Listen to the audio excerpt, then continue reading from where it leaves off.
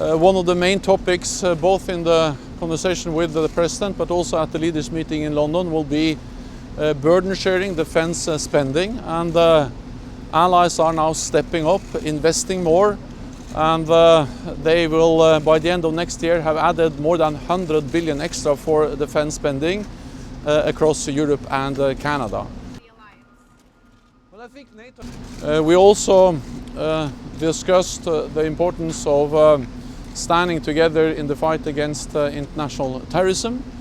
All NATO allies are part of the global coalition fighting ISIS, and I congratulate the United States on its actions against ISIS leader al-Baghdadi, and this has been a milestone in the fight against international terrorism. And do you agree or disagree? NATO is strong, and NATO has implemented the biggest reinforcements of our collective defense since the end of the Cold War. For the first time in our history, we have combat-ready troops in the eastern part of the alliance, in the Baltic countries and Poland. We have tripled the size of the NATO response force. We have modernized the command structure, and not least European allies and Canada are now investing more in defense, buying modern equipment. So the reality is that NATO is actually stronger and more agile than we have been for many years. I think NATO has proven again and again that despite differences, we are able to unite around our core task, and that is to protect and defend each other based on NATO's main message, one for all and all for one.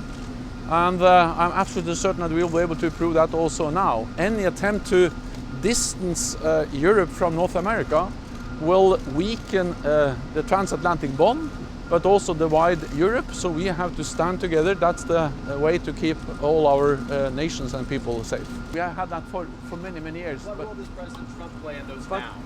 We discussed, of course, the situation in northeast Syria, and there is no secret that there are different views between NATO allies on that issue. At the same time, we are united, and we all agree on the importance of maintaining the achievements we have made in the fight against our common enemy, ISIS, that we have to support efforts to trying to find a political solution to the crisis and the violence in northern Syria.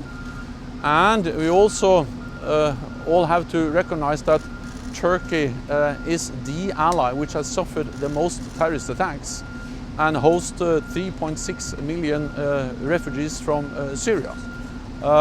So yes, there are different views when it comes to Turkey's role in northern Syria, but at the same time Turkey is a valued ally and plays an important role in our efforts to fight international terrorism.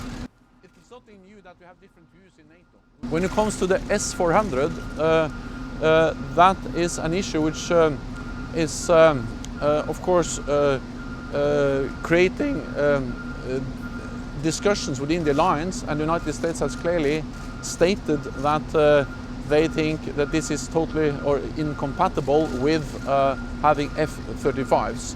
So therefore I welcome that there are talks between the United States and Turkey related to whether they can deliver other systems, including Patriots.